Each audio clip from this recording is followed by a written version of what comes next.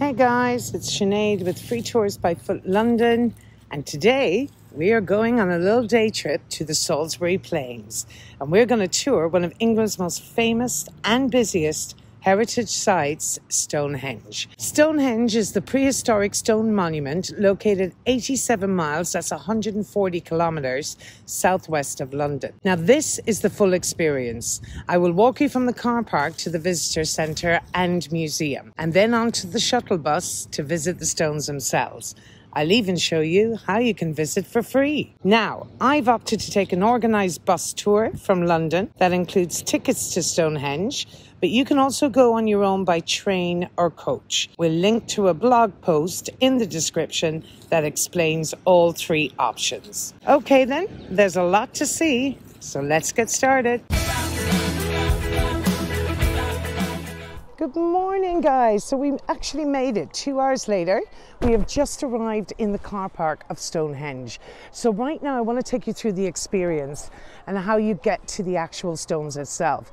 Now I opted to take a double tour today with the amazing company that I occasionally work for in London called Premium Tours. So we're doing a trip today with Stonehenge and Bath, and I showed you this morning how you would get there, Victoria Coach Station. But of course you can always drive here yourself, and I want to show you that car park. Right now I'm in the coach car park, and you'll see the shuttle bus right behind me here. This is one of the buses that will pick you up, the green shuttle bus from Stonehenge Salisbury train station, and they will actually bring you here to the car park area as well. And this is if you decide to do it yourself. Now I chose to go with Premium Tours, and that's the company, I'll show you in a moment, their bus that I occasionally work for. I do conduct these Stonehenge and Bath tours. So it's an amazing place. We're right in the middle of Wiltshire, and we're going to head up and see the stones. So let me introduce you to the area. Right now I'm in the coach car park, so I don't want to confuse you too much, but I'm going to show you how to do both options. So this is if you arrive as a tourist, and where do you go next? Now follow me. I have got what you need, and is absolutely imperative, this wristband. So this wristband gets you into the visitor centre, gets you up to the stone circle, and gets you on what's the shuttle buses. Now I'm going to turn you around because I want to show you. So this is the coach car park, and that's the company I took, ladies and gents, from London, and that's Premium Tours, and they offer very good rates. They do a lot of out-of-town trips actually. You can have lunch in the Cotswolds, you can do Windsor, Stonehenge and Bath, you can do Salisbury Cathedral. Have a look at their website, Premium Tours, and it'll tell you all the different out-of-town tours they do. Today I opted to do the Stonehenge and Bath. So it takes 2 hours on board that coach to get here, and this is the main visitor centre itself. Now this is for the coach tours, but if you're buying your ticket yourself individually, this is not the car park you come to, unless of course you take the train to Salisbury, and then the Stonehenge shuttle bus will drop you off here. But this is the most important part. Now let's get the stones out of the way first. My wristband is what's going to get me absolute access to everywhere. Now of course these are the facilities here, and there are loads of facilities in Stonehenge. So the actual complex itself, just to show you, you can walk up to the stones along this path. Now do you see those little brown shuttle buses I'm walking in the direction of? They take you to and from the stones up to the actual stone circle itself. Now if you're deciding to do it yourself, you can walk on that path all the way up, and it's about 1.5 kilometers. No, it's 1.5 miles, I think. Now there's a big gang of kids coming ahead of me, so I'll let them go first. It's very popular with school groups. So what I might do is take you over though, just to show you the complex itself first before we head up to the actual stone circles. If you are travelling by your own vehicle, then do note that parking is included for free with the purchase of an entry ticket to Stonehenge. If you plan on taking advantage of seeing the stones for free, a hack, which I will explain later, then there will be a fee to park. At the time of filming, that fee is £5. This is the public car park, and we have just come from the organised coach tour. Ticket prices depend on when you are coming. There are off-peak, standard and peak time slots, but the difference in prices are minimal. At the time of filming, adult tickets cost more or less £20. Tickets are distributed in time slots to control the number of people on site. During peak times, it's strongly encouraged to have pre-ordered tickets. There are also discounts for children, students, as well as family packages. And while tickets to Stonehenge themselves are not included in the various tourist discount passes available in London, some of the bus tours like the one I am on today are included. We have a blog post and video that explains these city passes, and links to both are in the description below. I'm leaving the stones till the last part of my visit so that I can make it as clear as possible for you how it all works here. But a very spiritual and magical place. I'll tell you a little bit more. The stones, we believe, date all the way back to maybe 2,500 years ago, but the actual stone circle itself started about 5,000 years ago. So this stone circle, actually, some of them predate the pyramids. And we're gonna show you where the ticket booths are. And the kiddies are all here. I might be sharing a bus with them very soon. Okay, so this is your ticket booth right here.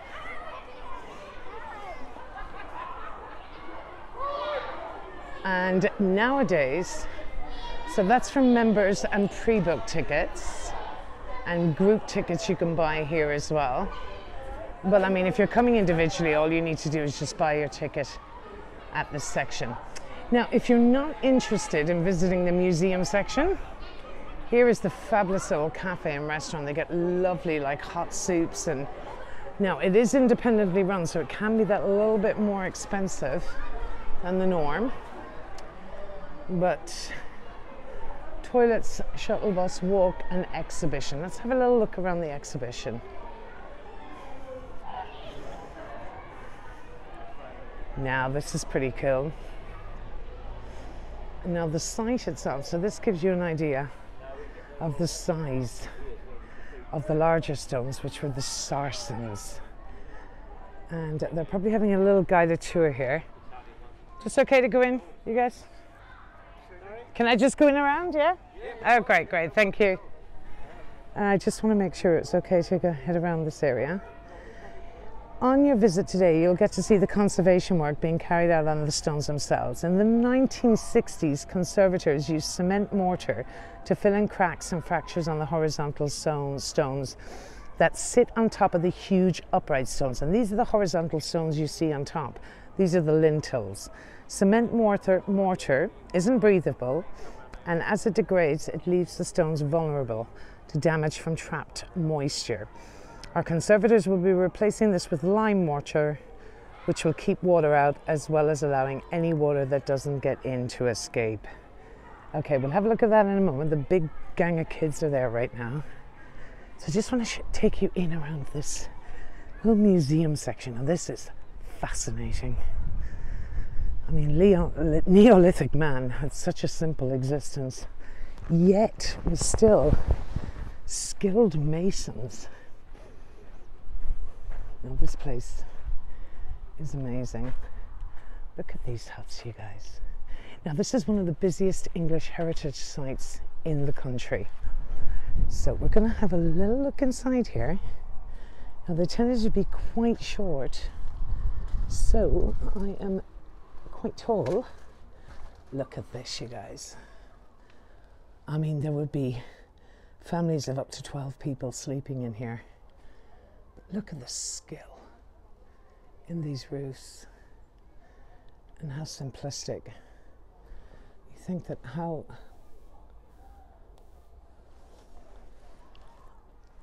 materialistic we are nowadays when you think of this amazing simplistic life. I'm not saying it was an amazing life, but alas, these are the insides of the prehistoric huts. So let's have a look at some of their utensils up here.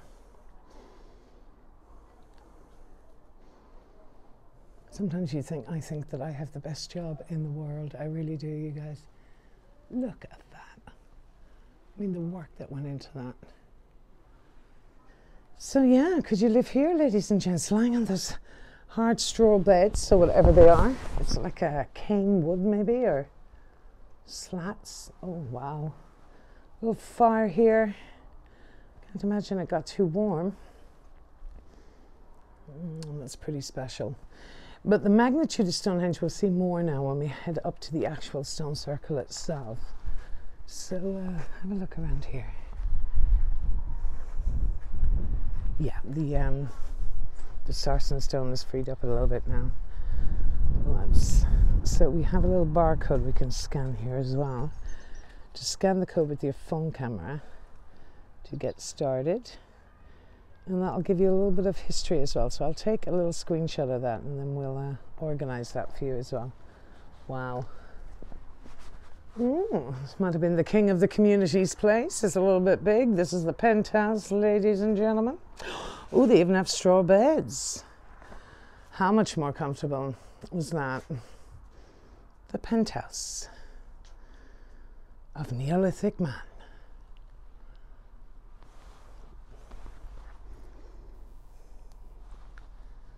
Wow, so they had their little seating area by the heart of the fire. Now later on when we go through some of these beautiful country villages en route to Bath, we'll see some of the gorgeous thatch roof cottages. And we believe the term raining cats and dogs came from the fact that when there was no space for any animals to sleep on the floor with the family, this would have been bodies everywhere. The animals would squeeze themselves in the middle of the thatch roofs, which was the warmest part. And of course, when it started to rain, they would slip through the thatch roofs.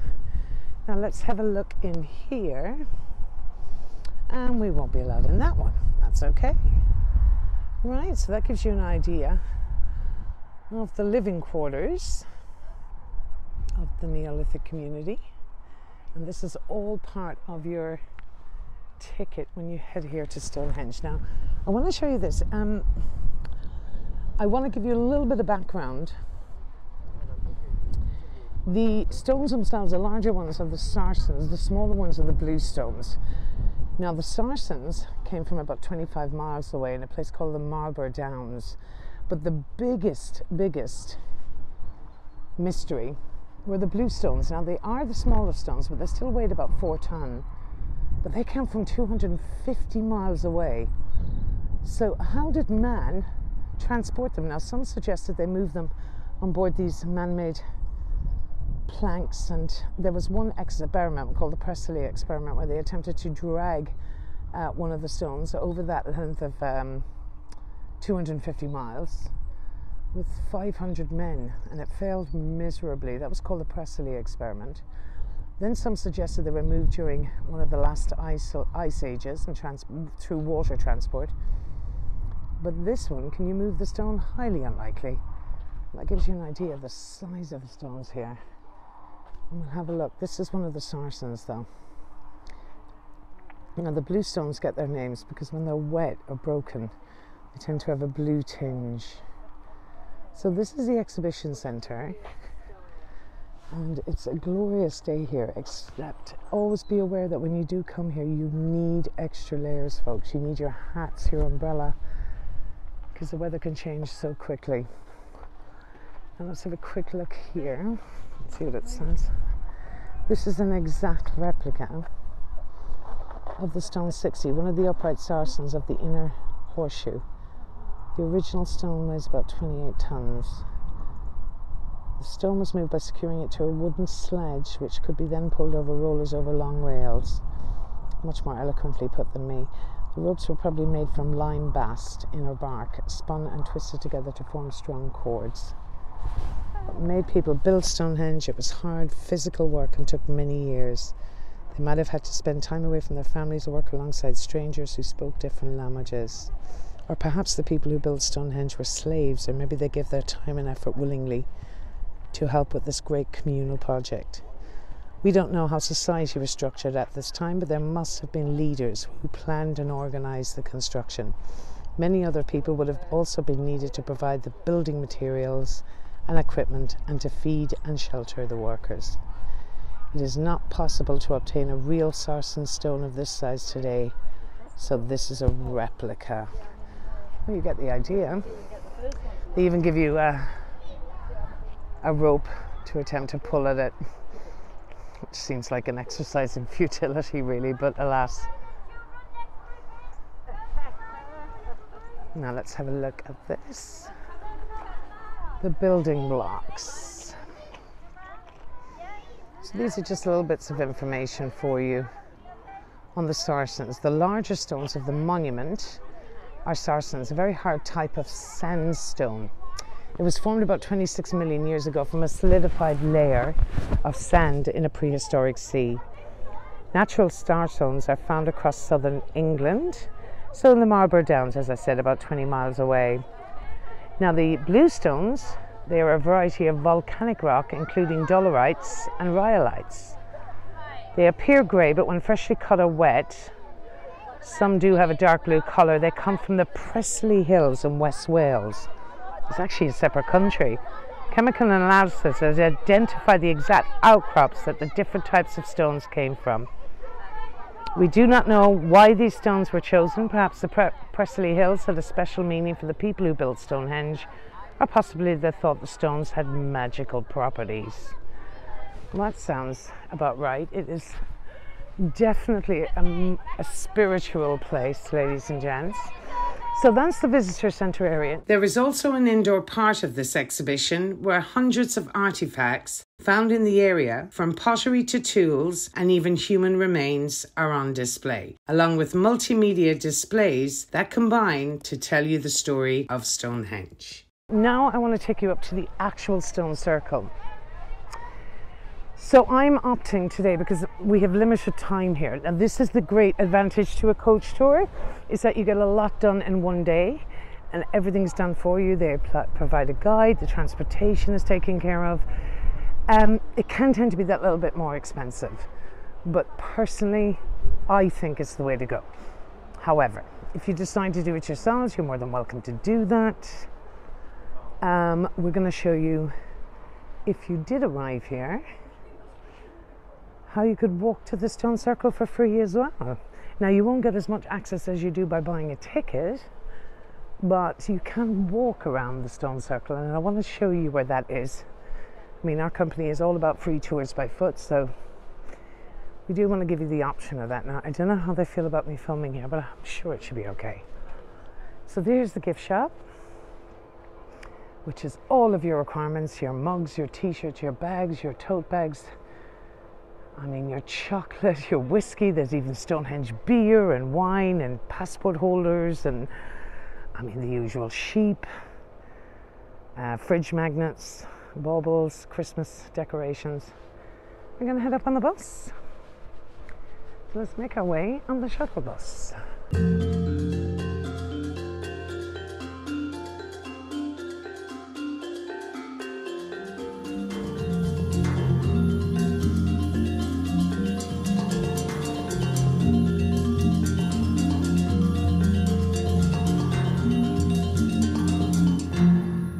Right, you guys, so this is where the shuttle bus drops you off. Now, if I wasn't restricted with time today, I may come back though and do it again, because I possibly will be guiding it. I want you to have a look here. There is a pathway right beside. Do you see where all those people are walking? And you can come through the woods. Now, it is muddy terrain, and that's quite well, you're going through the woods essentially, so you'd need some good walking gear, but you can literally, without paying for your ticket, just come straight through the woods on the other side. And as you'll see, there's quite a few people parked up down here, and they have their mobile homes and their tents and their camper vans, unless they're having some form of festival. Not that I know of. Solstice, summer solstice took place, and winter solstice isn't taking place for another, well, December 21st, so that's a while yet. But this is the pathway you can take that will also give you a free view of the stones. But you see these people here now, to give you an idea, right along this pathway, they're coming through here.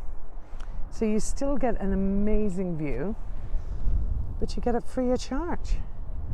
And you can do it this direction. I opted today for comfort, and also for the simple reason that I myself don't drive. So I need to get here. And I wanted to go to Bath and Stonehenge in one day. So that's the reason I haven't done it for free. But it comes all along here and it brings you on the outer ring, so you can still get a great view of the stones. So there you have it, you guys. So come in your car, pay for your petrol, park up at Stonehenge, and take the little pathway all along the side here. And you can take that little walkway there and connect to that pathway then. And that's how you do it for free. So it's very, very simple. It's literally right beside the coach park. But we are going to make our way now to the incredible stone circle. Now, what's it all about? Why is it here? What is it? If I knew that, I would be worth millions and millions of pounds, ladies and gents. Firstly, one of the more important things, you can download the audio guide. There are no physical audio guides anymore at Stonehenge. So you download the audio guide. When you arrive, connect to the English Heritage Wi-Fi, and that way, using your own earphones and your own technology, it will guide you around the audio guide. So this is exploring the Stonehenge landscape and Stonehenge Avenue. So this is the free path. See where they're coming from that gate there now? And they can walk along the stone circle without paying in, you guys. So it's great. If you want to do the walk, that's perfect too. I did walk up here. I've been here for solstice, and it's been an amazing festival. You get up to 15,000 hippies and druids, because Stonehenge was always a site of worship for the druid community and the pagans. Now, summer solstice and winter solstice is the perfect natural phenomenon. It's when the sun perfectly aligns and rises and sets right through. On the opposite side, of course, summer solstice, it sets and rises right through the stone circle. So that has begged a lot of people to believe that it was a place of worship, but also could have been used as an astrological calendar or an astrological clock, possibly also to make farmers aware of when the seasons were taking place. Hunting did take place around here, because we know that because a lot of prehistoric tools using antler picks have been found around here. Now, originally it started out just as a henge, and a henge, in fact, well, we've only got the one-way system. Oh, I've come on the free path now. Well, maybe I haven't. I was going to jump the fence there. Oh, so this is new. I haven't been up here in a while. That's okay. So originally started out as just an inner, just a henge itself, as an inner and an outer bank. One of the biggest discoveries here were the Albury pits, and there were 56 pits in a circle around the stones themselves. Now, over the years, they believe that there were timber posts might have been erected in those pits. However, in more recent years, they believe there might have been an outer ring of stones again. But what they did find, one of the more significant finds, was they found evidence of 56 cremations and up to 50,000 bones. So they expect that up to 250 to 300 men, women and children were cremated here. And that could also make it one of the most largest Neolithic cemeteries in the country. Now, the Sarsens are the larger stones. They come from about 25 miles away. And the inner circle of the blue stones, the smaller stones, are the ones that came from the Prestley Hills. And that is the biggest mystery. How did they get here?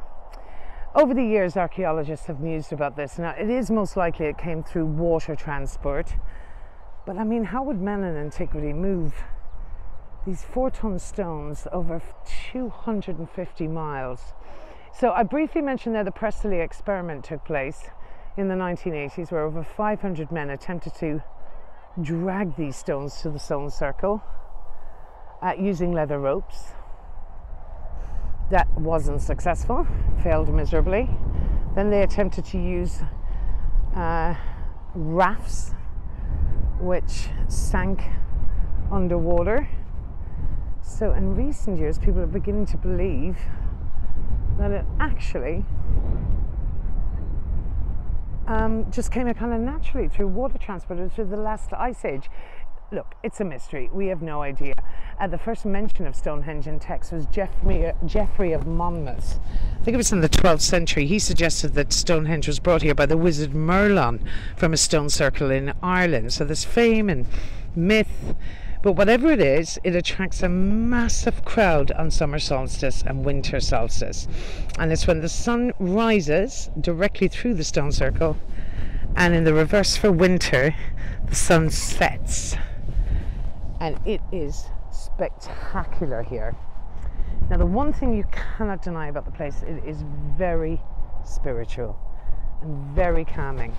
So here's a dramatic entrance. You were standing close to the original entrance to Stonehenge, looking at the most impressive and best preserved part of the outer stone circle. You see it right there. The northeast side has the most regular sarsen stones, which were carefully shaped and smoothed.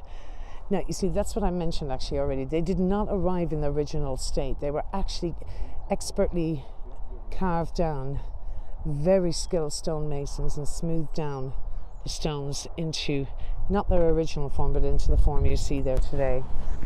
So this area, it says the processional route to the monument was built in about 2300 BC. So they actually believe the huge unworked sarsen standing nearby, this is the heel stone, ladies and gents. And this weighs 40 tons.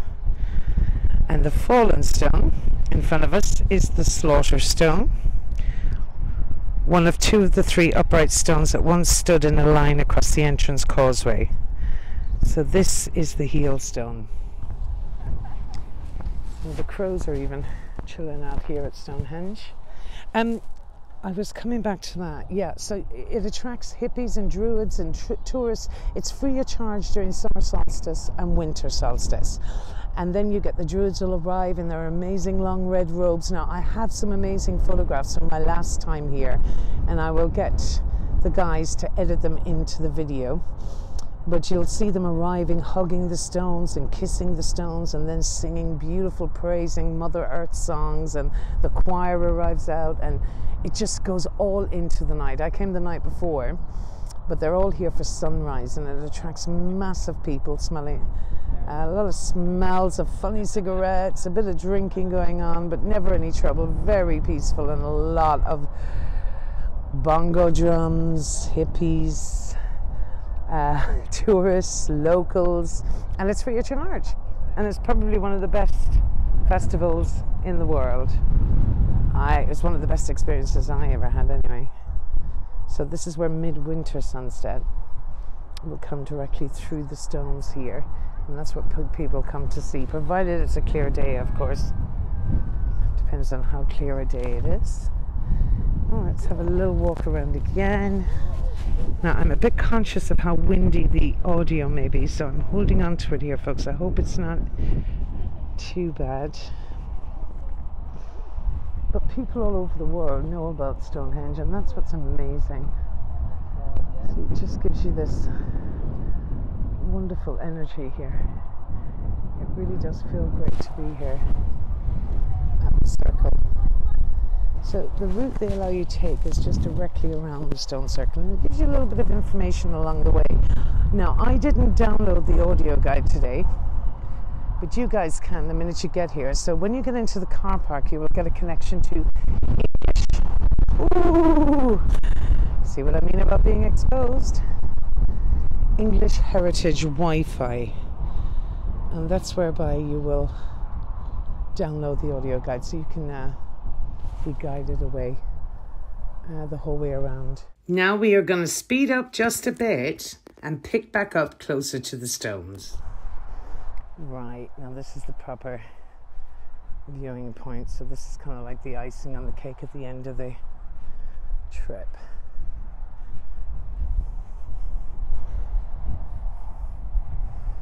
Well, I hope you're enjoying this, my out of town tours, you guys.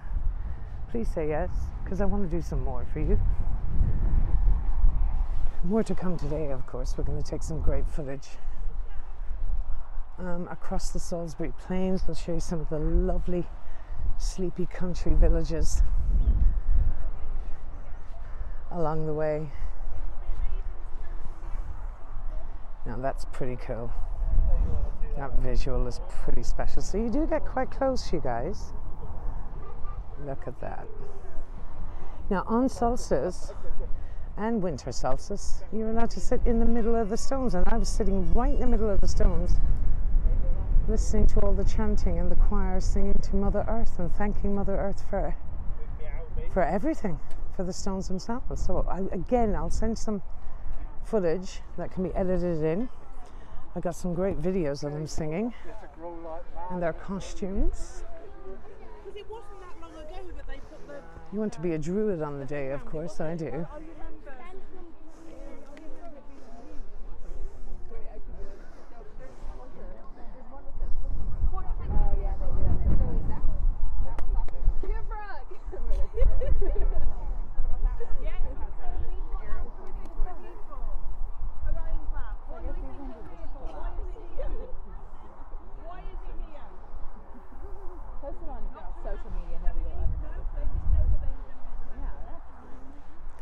The teachers are asking the kids. We can't figure out why it's here, and she's asking them to tell her most immediately why it's here.